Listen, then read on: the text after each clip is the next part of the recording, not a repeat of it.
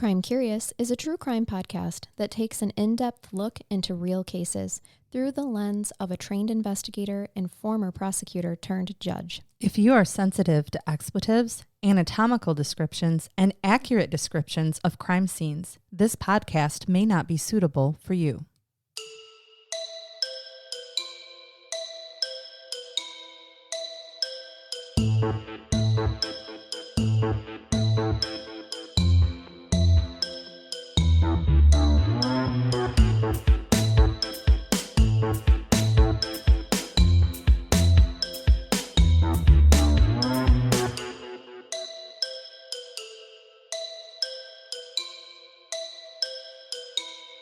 Have you or someone you love been a victim of a crime that's still unsolved? Crime Curious has teamed up with one of the top private investigation services in the Indiana and surrounding area. If you have listened to us long enough, you know that we do not seek out services or products that are meaningless to us or hold no real value. So you can trust us when we say that Corbett Investigations comes with decades of experience you won't find anyplace else. Corbett Investigations is run by a former homicide commander of one of the country's most successful homicide units, has put over 400 people in prison for homicide, handled over 1,100 death investigations, and solved 33 cold case murders. To be real with you, Mr. Corbett had a really difficult time telling us what we should highlight in this segment because he does not like to sound like he's bragging. Solving crimes has been his life's passion, and he has never done it for the accolades or recognition. He has a whole team behind his services that help him be so successful, as they specialize in things like bloodstain analysis, ballistics, crime scene reconstruction, and forensic pathology, just to name a few. When you contact Corbett Investigations, you talk directly with Tim Corbett.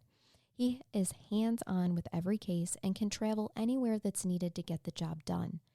Corbett Investigations prides itself on honesty, truth, feet to the ground, real investigation work, and the strength to stand up to whatever is in the way of solving the crime. Corbett Investigations specializes in complex homicide cases, sex offenses, and criminal investigations that are old and new.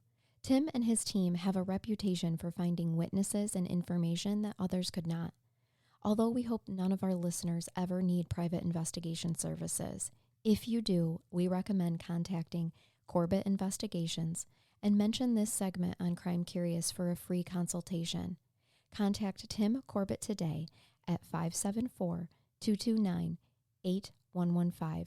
You can also check them out on Facebook at Corbett Investigative Services, Inc., or their email, tim@tcorbett.org.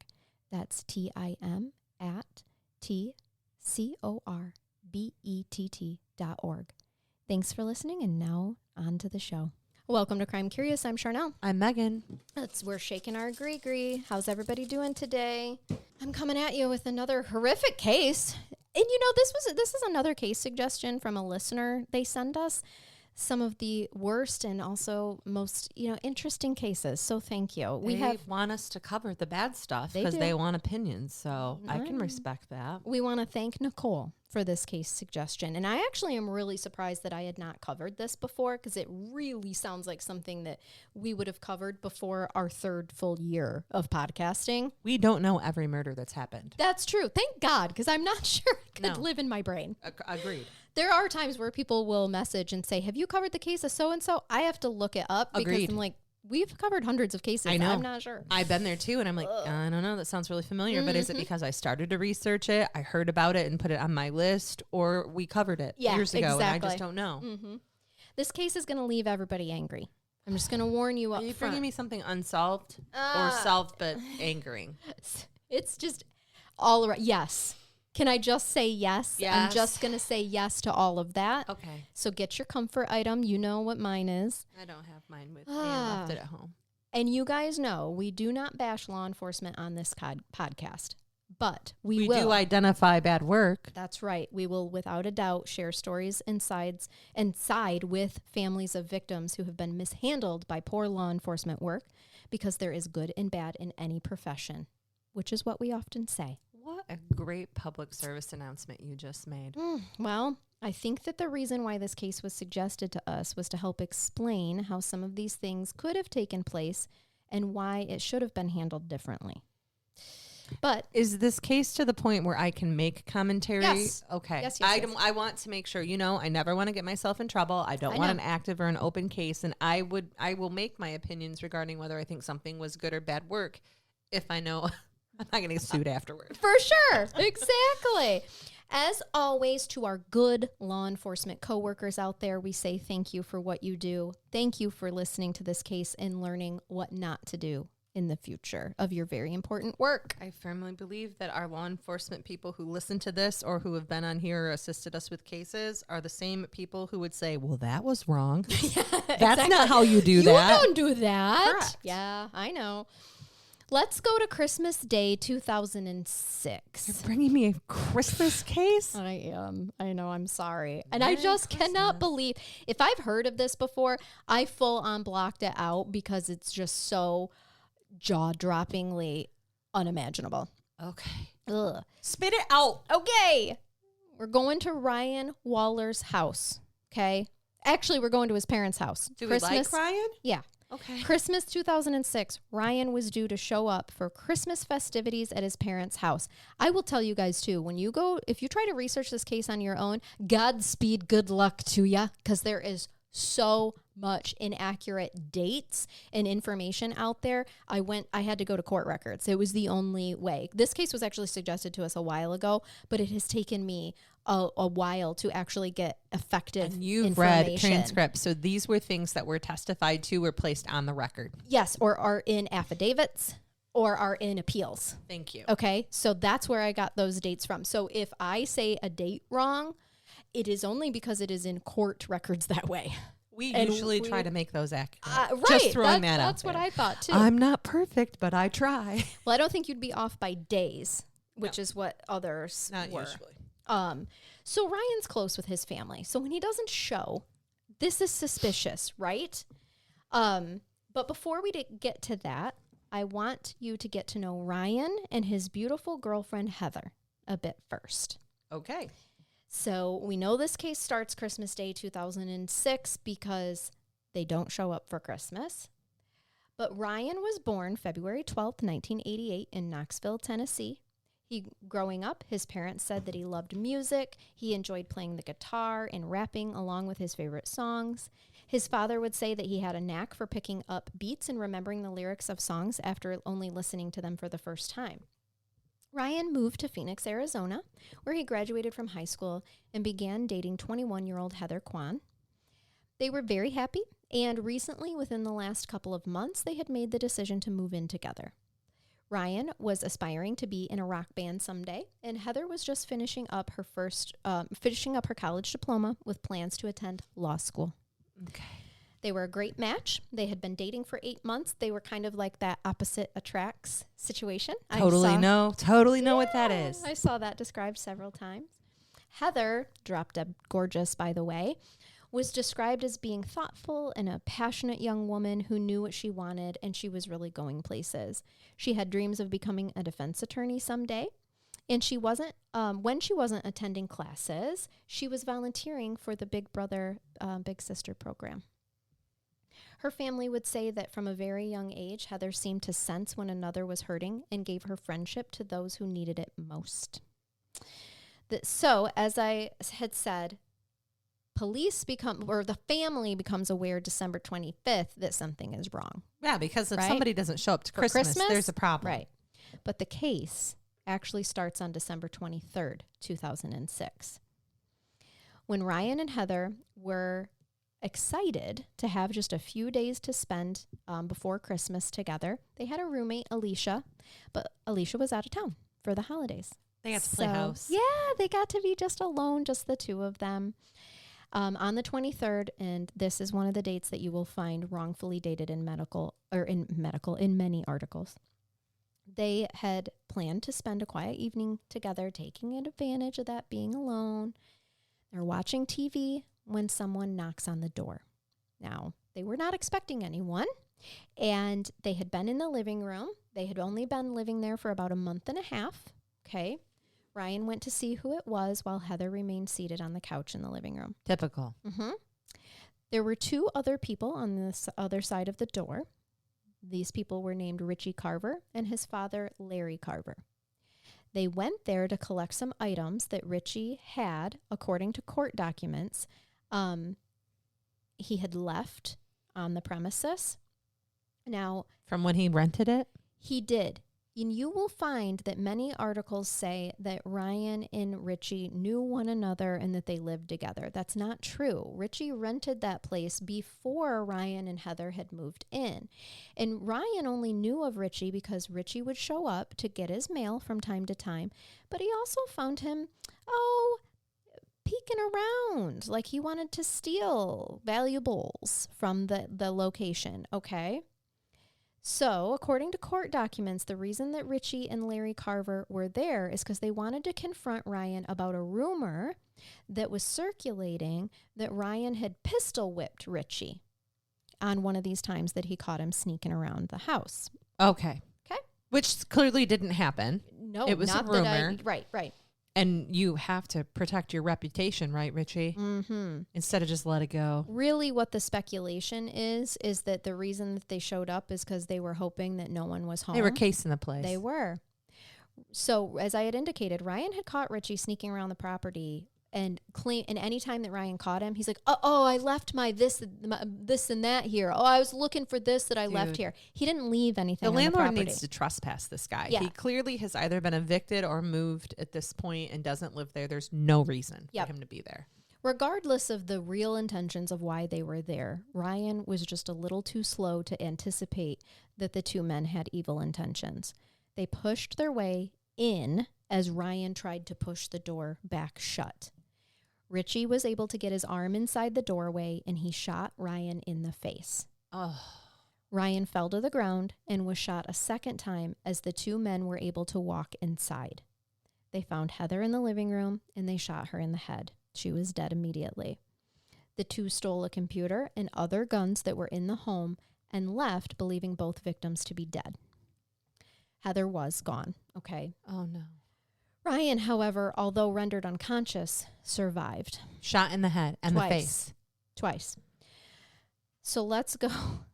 Now, remember I started this episode on Christmas Day, 2006. When he didn't show up. 2 days after this incident happened with Ryan and Heather. So he had previously made these plans. He's going to Christmas dinner. When dinner came and went and he still hadn't called or showed, his father, Don, went to, continued to try to call him, and there's still no answer. So his parents decide to go over to his house to see if everything's okay. They're very worried at this point. In their heads, they're thinking, did they get in a car accident? Are they sick and just didn't tell us, Just before 8 p.m. that evening, they arrive at Ryan and Heather's home, and they begin knocking on the door, ringing the doorbell. There's no answer, no noise coming from inside, so now they're panicking. They don't know whether he's home or not. The garage door is closed, so they can't tell if his car is there. All they know is that it's extremely uncharacteristic of him, so they call the police to request a welfare check to be done. As someone who has had to respond to investigation calls on Christmas Day, I can tell you that most police stations are operating on a skeleton crew. It's Phoenix, Arizona. They have a lot of calls. Yes, many of them are domestic violence calls as families get together and they drink too much. There's suicide crisis calls. All those will take... Operating while intoxicated. Yep. All of those are going to take leverage over a welfare check. Correct. I'm not telling you this is an excuse, just a sad reality. And tragically, it takes the police 3 hours to actually have someone come to Ryan's house for the welfare check. 2 officers arrive at the home where Ryan's parents are still waiting, and they had been knocking on the doors and windows, calling out to see if anybody was home.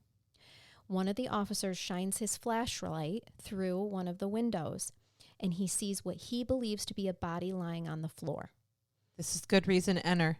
Exigent circumstances. This is why they suggested this case to us. He has no idea if this person is dead or alive. I do not know what position the person that they could see was in. I do not know if blood was visible. It doesn't matter. They are all responding to a call for a welfare check on an adult person. And I say this because this is the first point of contention in the case. And truly, I believe one of the reasons why this case was suggested to us. The officers claim that they do not have the appropriate amount of probable cause to enter the home without a warrant, and they do not call for an ambulance. I take this to mean that they did not have a clear enough line of sight to see that injuries had happened. Remember, the door was answered, remember the door, I don't know why I put that. Sorry, guys. I'm like reading from my notes and it says, remember the door was answered, so there is no sign of a forced entry. Oh, sorry. Yeah. Remember, there isn't a sign of forced entry because Ryan had actually answered the door. Right. They did force their way in. They pushed through him, which is a home invasion, but they didn't break anything on the way in. There was no overturning of furniture. There was nothing visible to have shown that it doesn't matter. In terms of what they might be looking at. I know it doesn't. You know it doesn't. Well, I just want to make it clear right now for anybody saying, oh, well, no, there probably wasn't probable cause. Clear exception to the search warrant requirement is to do a welfare check. Mm-hmm. And you don't have to have probable cause. And you don't have to have signs of a forced entry. What you can have is that a person hasn't shown up where they were supposed to. Now you can see through the window a person laying on the floor who is not responding to hours of knocking. Mm-hmm. This is an absolutely appropriate way to get into a home. Mm-hmm. And any police officers that is worried that they're going to be in trouble for that, there isn't. You have some immunity from liability for making that welfare check. And if you were to get in and find criminal activity afoot, the next appropriate thing to do is to stop searching at that point, secure the person committing the crime, and get a search warrant. Right. So that just solves all of those problems right there. Does. Is this person new? Did they not sit through my criminal justice class that I taught, that I teach? I like that you said that because my next line was, okay, guys, I'm sure the responding officers were likely newer because they're working the night shift of Christmas night. Yeah. I think at this point, they weighed the problems of an unlawful entry against the wrong circumstances. Law enforcement out there, if you ever encounter this situation, break in and do the damn welfare check. Yeah. CYA later. If they're fine, if they're passed out on the floor because they were doing meth, and that's the problem, and now you have a criminal thing because there's meth everywhere, go get your search warrant then. You had a valid reason to go in. They wait until they have a search warrant in place before going inside, Megan. So regardless, it took an hour to get that search warrant. I'm glad it wasn't longer because it could have been. It's Christmas night. Listen, I'm the person they go to get the search warrants. It can take a while. It's literally 11 o'clock at night on Christmas night by the time they arrive on scene. So it's well after midnight before they are bugging that judge and getting that, Yeah, right? The judge or magistrate on call. And luckily, we live in a small community where I know police officers. And if I see somebody calling, I'm going to answer and I'm going to meet them. Or I'm going to tell them, come in my house right now, sign a warrant. But this is Phoenix, Arizona. Correct. On Christmas night. Yes. So they get it. They do get a search warrant signed. But worst of all, Ryan's parents are still at the home waiting for anyone to do something to help. I would have broken. I know. I was thinking that too. I know. Now, I had read that within that hour, 10 more police officers and a helicopter arrived, but I find that extremely hard to believe. Even for the sake of arranging all that, it would take a while to get a helicopter in air, blah, blah, blah. So if you've read... Why would they need a helicopter? I don't know, because they haven't even entered. They don't even know. That's why I'm saying, when I read that, I was like, ooh, I think your timelines are a little mixed up here. That probably happened after. It's weird. But it's not happening. It didn't happen before they returned with the search warrant. The only reason I can think of to have a chopper anyway is if they were actively looking for somebody hiding or running from there. But you're going to be able to determine that they've been there longer than a couple minutes, a couple hours when you get in there. There's a lot that you would think they'd be able to determine that they do not, Megan. All right, so let's get into it. I told you you're going to be real angry about this. So they get in and they hear, this is the other thing. I'm sorry, I skipped over a thing. Instead of just breaking in, they have a warrant. They call a locksmith and they wait for the locksmith to come to enter the home. I don't know. I don't understand Arizona law. I don't know. Call the landlord if you really want to try to be nice, but break in. They called a locksmith. I'm not faulting these parents because they were trusting law enforcement. But y'all, I would have broke that damn window out, crawled in it myself, saw my dead child and his girlfriend open the door and yelled at law enforcement at this point. Right. No. What are they going to do? You know what? Arrest me for home invasion then, because I'm going to go in here. Yes. They did, and I don't know how long that really took, and I kind of didn't believe time frames anyway when I was looking things up. So we know that a locksmith was involved. We had to wait for that person on Christmas night, by the way, to come unlock the door. No. Now, shockingly, as they enter, they hear Ryan. No, he's lived for 2 days. Ryan is still alive. Oh, I almost you did almost just woo, that really got you. Dropped the microphone right in my lap and took my teeth out. I know. Ryan is covered in big black and purple bruises on his face. In particular, his eye is dark, swollen, and bleeding. He's alive, speaking, though not coherently, and he is clearly injured, but not clear to what extent. As the police move through the doorway, which Ryan has actually unlocked for them, okay? Really? Yes. They get a locksmith to unlock one of the doors, and then there's another door. They're like at the back of the house. That's where they entered. The back of the door is the back of the house. Ryan was still like lying by that door. Okay. And so he is able to like stand up, and in the commotion, he wakes up and he stands up and he unlocks this door. Holy shit. So they come in and they see Heather's body lying on the floor in the living room. She's clearly deceased from a gunshot wound Jesus Christ, to the head. They're going to think this is a murder-suicide. The first impression by the police is that Heather has been murdered, shot in the head in her living room, and that Ryan must be the perpetrator. Yep, because he shot himself in the head, right? And they think all of his injuries are defensive wounds. Megan, they haven't recognized that he is shot. They don't realize he's been shot in the face? Nope. Or the head? Anywhere. They think all of his wounds are defensive wounds. He's got a huge black eye. Half of his, huge black. I'll just tell you guys right now, you can look up on YouTube the interrogation. I don't recommend it. It's hard to watch. He is clearly struggling. And he does look like he has defensive wounds. His eye is so freaking swollen that he can't open it. It's black, his whole nose, everything. They're going to find a bullet in his face. Well, they think that his injuries are defensive wounds, so they don't take any time to ask questions. Right off the bat, they treat it as if it's domestic violence, which is common on a Christmas night, and murder. Right? They begin shouting at him to get on the ground. Now, he's conscious, but he's disoriented. He looks very confused. He's asking them what's happening. He doesn't appear to know what's going on. Police move in on him, slamming him to the ground, and they put him in handcuffs. They actually broke his jaw in this process. They slammed him on the ground so hard. Do we know that, or do we do? Yes. I just want to make sure it wasn't a bullet that had broken his jaw. No. The bullets weren't near his jaw. No, Okay. This was when he was put on the ground. He's battered and bloodied. Then he's put in the back of the police cruiser while they begin to tape off the crime scene. They process the whole crime scene with him in the back of the cruiser for hours. Did they call for an ambulance? Sure didn't. Oh, they did take Heather's body away. But they didn't have him looked at? No. They did not ask for him to be looked at. Ryan is telling them that he's injured. From what he can coherently say, you guys have to understand he has 2 bullets in his brain. He has been in and out of consciousness for 2 days. He is not okay. He doesn't remember anything. Okay. No, he has a brain injury. He does. So they declare Heather deceased. They remove her body. Does he they call even know EMS. she's dead? No, he doesn't know anything that's going on. He's very confused. And I wanted to ask you, is it required by law that they offer someone medical attention when they can see that they're injured? Slippery slope. Okay. Yes and no.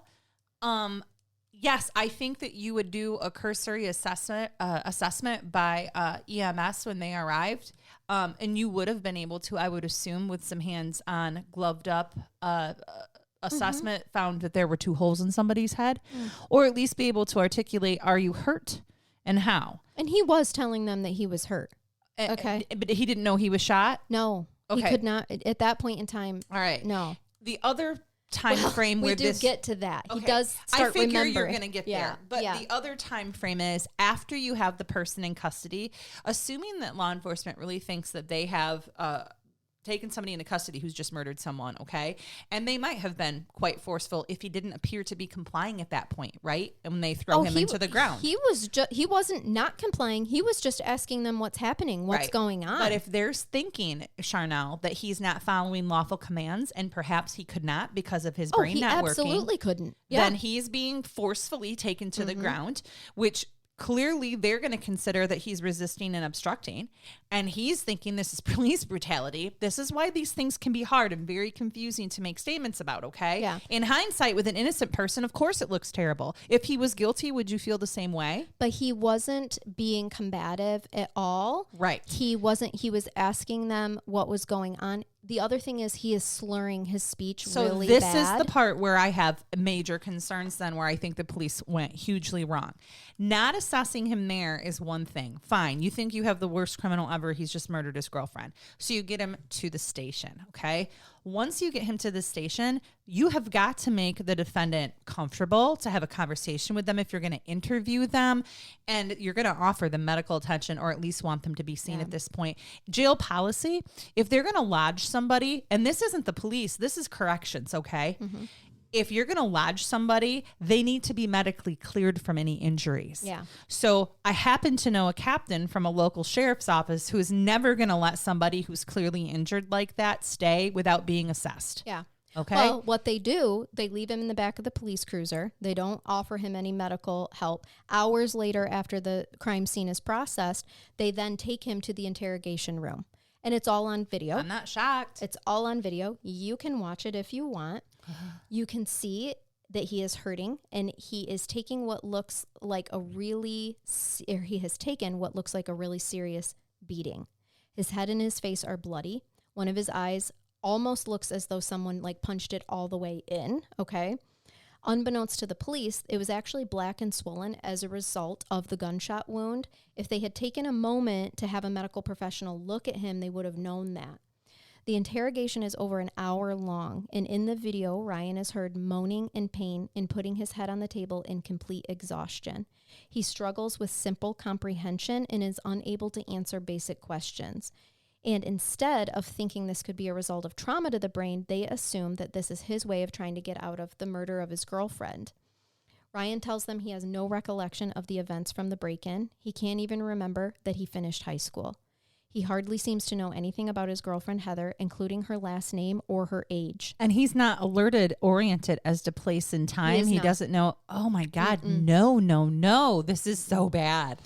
No. This is when you were recognizing there are multiple opportunities for law enforcement to have recognized that this person needs to be medically cleared. Absolutely. Something's very, very off with his demeanor, as you can tell in the video. They just think he's being difficult because he's, so they keep pushing on. The officer asks Ryan directly what happened to his face. At first, he says he doesn't know. Then he says maybe Heather hit him, and that would be an accident. And as they keep asking questions, it's like the story to them seems to go more wild, because then he starts talking about people who aren't there, like the Carvers. He forgets who his roommate is. He thinks Heather is someone else's girlfriend.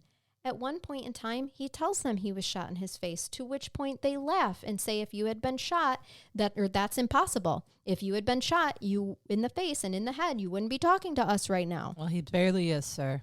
For sure.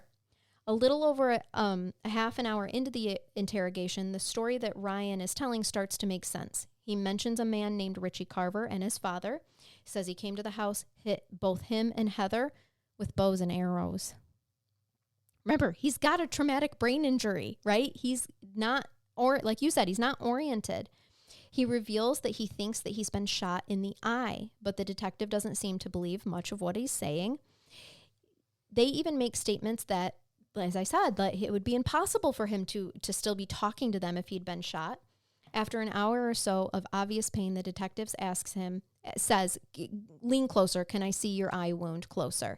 And that's when the officer notices a small hole in the side of his nose, and he says, be right back. Then he calls emergency services in to get Ryan to the hospital. It's now been over 6 hours since Ryan was first found in his home, and much longer than that since he had been shot. He survived 2 days with 2 bullets in his head. Mm-hmm. He's immediately listed in critical condition due to an infection that had spread to his brain. Also makes you not make sense or remember things. Correct. According to Ryan's father, Don, the physician told him that the infection had spread because of the delay in receiving medical intervention. Of course, right? One of the bullets had entered the left side of his face and was stuck behind his eye, which had caused his eye and brain to swell. There was a ton of internal injury due to bullet splinters and bone fragments. His jaw was broken, which had happened, as I said, during the arrest. The bullet entered through the left side of his face, and a bullet fragment lodged in his left temporal lobe behind his left eye. And he did have surgery, by the way, to try to help alleviate the swelling. pressure and remove the bullet. Yeah. There should be a second bullet in his head. He was shot twice. I think the other one might have exited. I'm not sure. I did not find. It didn't come up in any reports. No, and I am sketched to believe certain articles. So okay. At least they weren't in the court transcript. No, it just said he had been shot in the face. Okay. Actually, it said it seems as though there's. Yeah, I'm not sure because now that I'm reflecting back on. Well, you're it. pointing at the left side of your nose, which is where they saw the hole. That's where the hole. That's where the hole was. But he was shot in your face. Then that would make sense if it went up and then got caught in. God, that'd get caught in the right orbital bone. It had and it had splintered. Well, what did I say now? Did I get my rights and lefts mixed up? Whatever. No, I'm just. I don't know trajectories unless I see a crime scene analyst. Oh, he was shot twice because it said one of the bullets had entered the left side of his face and was stuck behind his eye, which had caused his eye and brain to swell. Okay. Mm-hmm. And there were bullet splinters. That must be the other bullets as well, or if the bullet itself had splintered. But regardless, he spent 35 days in the hospital recovering. He lost his left eye and a large portion of his brain. And this would result, the rest of his life resulted in suffering from extreme seizures. While Ryan was in the hospital, the Phoenix police were able to identify and locate the real perpetrator. Wow, Charnell. Perpetrators of the break-in and the murder of Heather Quan. They quickly arrested Richie Carver, who was the one who shot him through the opening of the door. Ryan and Richie, remember, were really practically strangers. Why did Richie show up at the home to shoot 2 people he had hardly even knew? Robbery. Yeah, that's what they're thinking. They expected him to be out of town for the holidays. So Richie had taken his father Larry with him to break in, where the 2 forced their way into the home, of course. Larry went on the run from the police when his son was caught. Oh, yeah.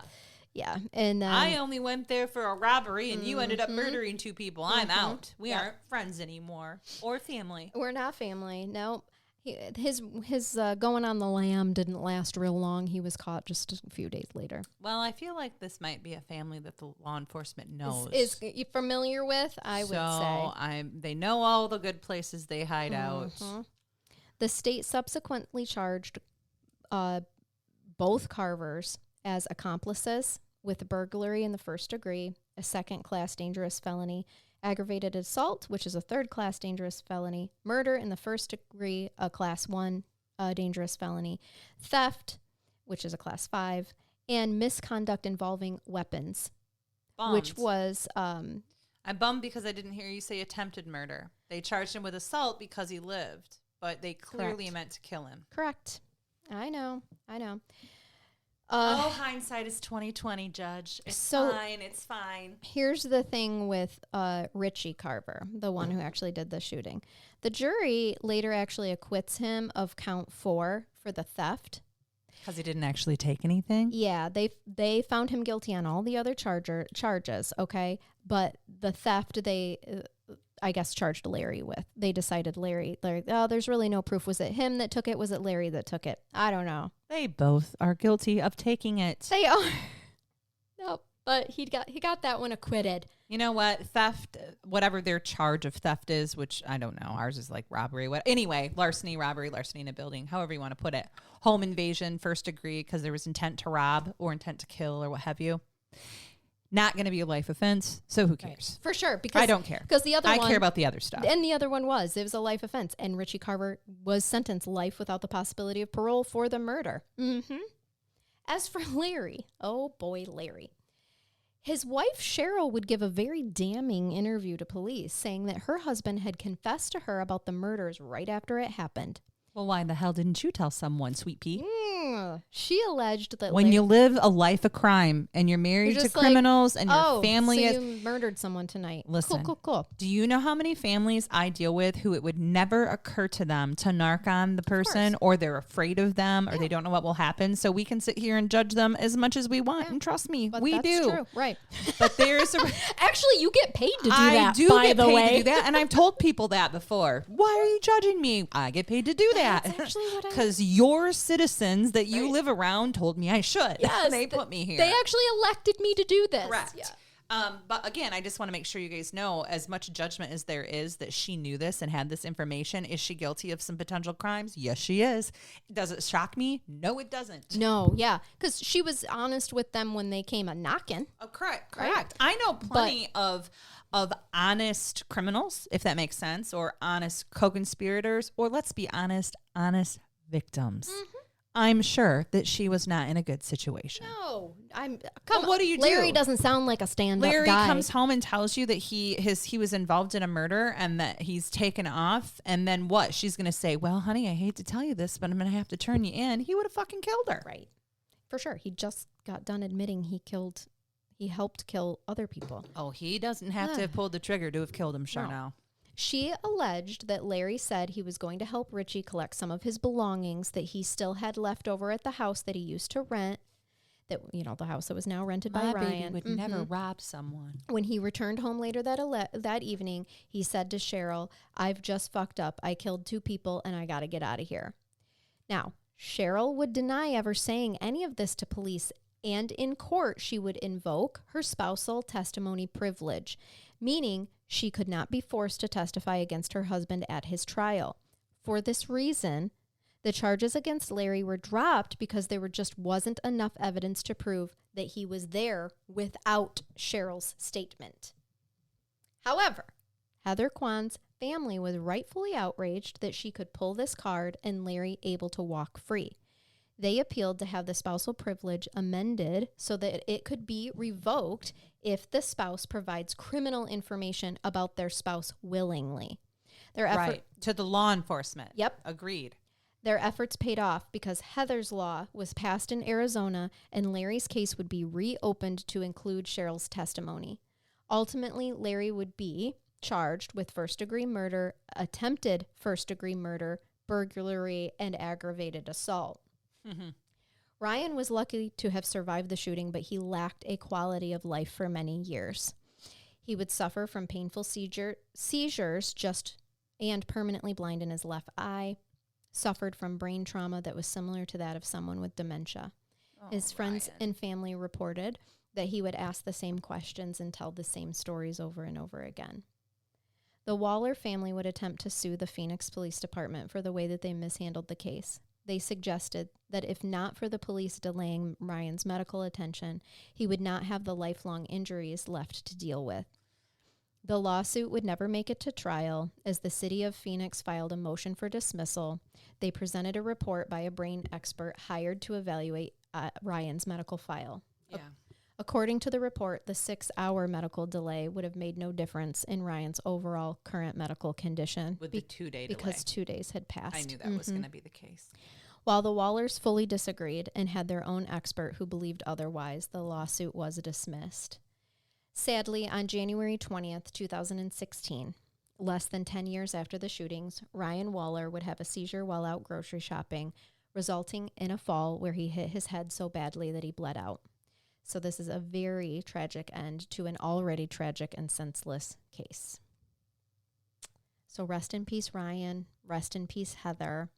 Thank you, Nicole, for this case suggestion, for highlighting areas where there's some significant need for improvement. But I'm not surprised about the lawsuit not going through, too, because of the 2 days that had passed. That is likely when like it or not, I see these type of civil cases all the time. Sure. And it is going to be the case that the 2 days were far more likely to have caused the harm than the 6 hours that he was in custody. Still doesn't make the 6 hours okay. No, if anything. And I really hope somebody lost their job over that. But you know, there are so many opportunities here for growth, and I would venture a guess or hope that some new policies were put in place with that particular department. I hope so. One, I hope that their criminal law 101 that police officers take was reviewed in terms of exigency and exigent circumstances specifically to have gained entry there much quicker. And then two, some type of official policy when it comes to somebody clearly injured. You just can't make the assumption. You can make the assumption in your head that you have a suspect here because you have a dead woman in the house with somebody who's still alive. But you can't just immediately, clearly just didn't happen. Well, here's the other thing. You have to assess the situation. It's not like having them medically assessed is letting them walk free. No, you still have them in custody. Yeah. Just have them medically assessed. And I get it. I know that there are whiners out there who pretend like they're more hurt than they are to delay the inevitable. I get that. And I am sure as a police officer, that is a bitch to have to deal with. But this is why you have to rather be safe than sorry. If he hadn't have got up to open the door and they would have found him still laying on the floor, this would have been a totally different situation. I think so. Well, I hope maybe it would have. But well, yeah. You have two unconscious people at this point with gunshot wounds. I think it would have been different. He stood up, showing that he apparently was cognizant in some way, shape, or form, and they immediately went, I premonitioned it before you said it. This is a murder-suicide. Right. Or he shot her and then, did something else. And it makes me wonder. Laid there for 2 days? Was he, I think he was just in and out of consciousness for those 2 days because he never realized that she was in the living room. We don't know. Had he woke up and used the bathroom anytime? Had he just went right there in the... was there more evidence at the crime scene to show that he had been unconscious that time? We don't know that information. Well, and that may have never been collected, period. Right. Even if it did exist, when you're conducting an investigation as law enforcement, have already made up your mind, you may not look for the other things. And that is not a criticism. That is a truth. Yeah. There is investigation bias. And we've talked to experts, investigators, and really good detectives before. The ones that are really good at their job are good at their job because they run multiple scenarios through their head immediately. Alternative hypotheses, you call them, of course, in neglect and abuse cases, but it's the same. It is. You have to run them all through your head. You do. And I think the other part that complicates this is the timing. Agreed. It is Christmas night. Running on the skeleton crew with the low men on the totem pole who can't take Christmas off. Nope. And you just want to get through your night. Yeah. And so I think that they were not as diligent at all, obviously. So tragic case. Yikes. So yeah, there's that. Thank you for this suggestion. It is important to keep the memory of these two beautiful souls alive and to keep highlighting, places that we can be doing better as a society. Yeah, I enjoyed this case simply because it being deserving of being presented, but also because I hope that we fairly and judiciously covered opinions regarding how it was handled. And I'm not afraid to play devil's advocate either. So if any of you are mad at me for anything I said, I love you and I don't care. I don't think so. And also the right people are behind bars for life now. Correct. They were both convicted, even though poor Heather's family had to go through getting a law changed while one of their daughter's murderers walked free for a while. It's all come to the right resolution at this point in time. So are you ready for a brain bath? Please bathe me. I have another Goldie from the New York Post. I kind of hit a jackpot for a while on them. Another pig? It's not a pig. Damn it. Like last week. We needed the trio because we have Kevin Bacon, Albert Einstein, and I don't know. We've got to come up with another one, but yes, Mr. Pork Loin, something like that. Instead, I have veteran Ohio defense attorney Jack Blacksley suspended for pooping in Pringles can that he dumped at a victim advocacy center. That's shitty. So shitty. This guy. A veteran Ohio criminal defense attorney has been suspended for pooping in a Pringles can. By the way, nice aim. Or as my teenagers would say, good aim. I don't know Good what that's aim. from, but they say it all the time when something is like Either solid, that or good. this literal asshole Mm-hmm. is so stretched out that he had no problem just putting the Pringle can up to that butt. It just seems like What level what was he going to of use? immaturity? A chip bag? Can I that just- would be harder. I think a Pringles Immaturity? can is a solid device. No. You can just It's boop, it'll just hold it. Your little butt cheeks will just hold it right there. you're and- insinuating you think a seal can be taken. Do you want to know, before you even present this, that we all pass a fucking ethics test? Keep that in mind when you're listening to what this person does. He had forgot all about that in this moment. And in his defense, they don't cover shitting in a Pringles can on that. True. On that test that be I a can lawyer. recall. Be a lawyer. Does I it specifically say that? No.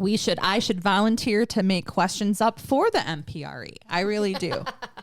So, in finishing this or reading on here, it says that he was suspended for pooping in a Pringles can, that he then dumped outside a victim advocacy center, admitting he regularly pulled such stinky stunts to blow off steam. This is what he did for just to let off a little steam and some little poop poops. He is so angry with the advocates who are out there helping the victims of his he's clients. a defense attorney. He's a defense It attorney. doesn't matter. I know defense attorneys who would never do that. Jack Blacksea's stomach churning habit emerged as he was suspended from practicing law for a year, with 6 months stayed, in a 13-page Supreme Court opinion shared by the Court News in Ohio.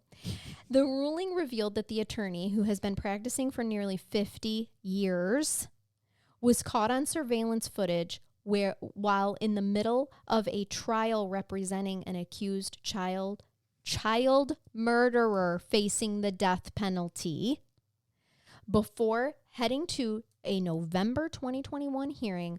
Blacksley deposited his feces into an empty Pringles can and then drove approximately 20 minutes from his home with the open can of feces. The Vietnam vet then drove to Haven of Hope, where a victim advocate representing the family of the slain child and his then current caseworker. He just threw it at them. Surveillance video showed him driving slowly past the parking lot at least twice before he threw the Pringles can containing the feces into the lot. Felonious assault. Assault with a dangerous weapon. The advocate, depends on how big it was.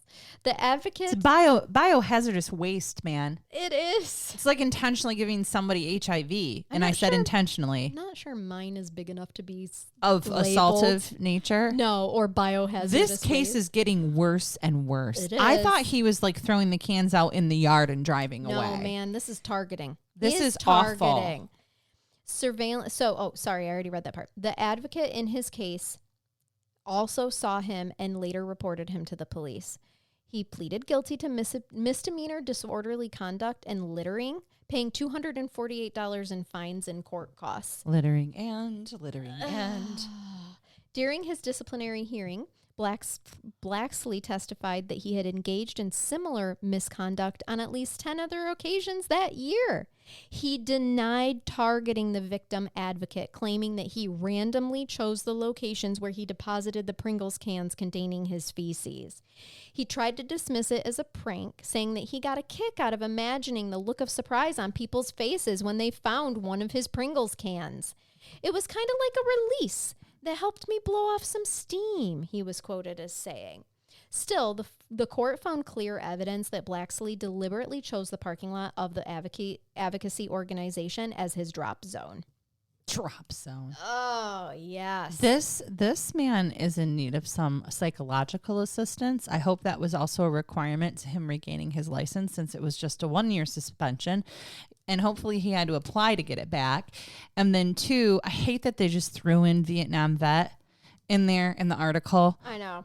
Because I don't know. I just don't like how it targets veterans. But irrespective, there's plenty of veterans assistance available to practicing members of the bar in all states. I think they were throwing that in there to try to show like he should have known better, just like how he's a lawyer and should have known better. Listen, I don't know. The fact that he says that he didn't know that was the particular victim's advocate in his murder trial case. Well, let me quote a judge that I know, okay? This isn't PBS. I'm not Bob Ross, and there aren't any happy little accidents. This would be so fitting for this one. He did fail to really explain why he pooped in the cans, but he himself ruled out because he was making a Pringle bomb. He was. There's a poopy surprise. Poopy surprise. And you know, poopy delivery. Do you know that cute little Pringles guy with the mustache? Yeah, of course I do. Yeah, I saw a video where Chris Pratt realizes that when he hasn't shaved, Chris Pratt isn't. Yeah, the actor. He's like, oh, I look like the Pringles guy. He looks like the Pringles guy. Yes. Can you imagine just opening your asshole and shitting right into the top of that little cute guy's head? Because that's essentially what you're doing. What do you have against the Pringles guy? Many weird guys out there with so many weird kinks, Charnell. Well, that if he wanted to shit in a Pringles can and throw it in his own dumpster all day long, fine. If you want to stick anything else in that Pringles can, you have at it too. If you want to stick that Pringles can anywhere else, as long that as is fine with stay out of the ER. And just don't take it on the road. He claimed, he says, quote, there has to be something going on that's related to some of the things I went through in early life. That's the only explanation that he would give. Maybe he does have a PTSD diagnosis, but this is something that needs to be dealt with. Yeah. And when did this happen? Well, I closed out of the article. Well, I'm just saying if this was 2023, I think. Okay, so if this is a 1-year suspension and if he hasn't retired, this person is practicing law. 50 years. Oh, and I was reading an article about this that they really, for the term of the sentence of how long he should be, not allowed to practice, they had to try to find a case that was similar to it, and they really couldn't find a good one. There was one in Pennsylvania, I believe, but it wasn't similar at all. They tried to kind of claim it was to use it, but it was just that doesn't track. That's not similar. This happened November 30th, 2023. Yeah. So, yep. I'm looking to see if he's still practicing. And he'd be able to by the end of this year if he's not going to retire. He's been practicing for 50 years, though. It's probably about time to retire. Actually, they stayed 6 months of it. So he was suspended for 1 year with 6 months stayed for throwing this. And so technically, after 6 months, he was eligible. Here's the disciplinary council versus Blakesley from the Ohio Supreme Court. I'm going to leave this alone. I don't want to know anymore. And that's it. I just want to leave it at that. It's not in my state, not my person. We're good. Yeah. Thanks, Charnell. You're welcome. I mean, I tried to clean. Come on. It's an attorney pooping in a Pringles can. Yeah. I've never done that. And I can assure you I won't. I mean, either. I won't be able to look at a Pringles can and shove my hand in it again. Without luckily, thinking of that guy for a while. I don't care for Pringles. I don't love them. They're not my thing. But truly, I think a bag would have been a lot harder to deposit into. And since that's the only thing that I keep at my house, it's not going to happen. It's not. All right. I would never desecrate the world is Lay's. Safe from your poop Michigan throwing in a Better chip Made container. potato chips, which are clearly the best, most superior potato chips in the entire U.S. I would never desecrate a bag of Better Made salt and vinegar potato chips. I just would never desecrate a bag of potato chips. I do. I desecrate them through my. Through your mouth. Fuck yeah, girl. I make it look like a Tasmanian devil rolled through there. Right. But not through the other end. No, you leave that. You deposit those deposits in the right bank.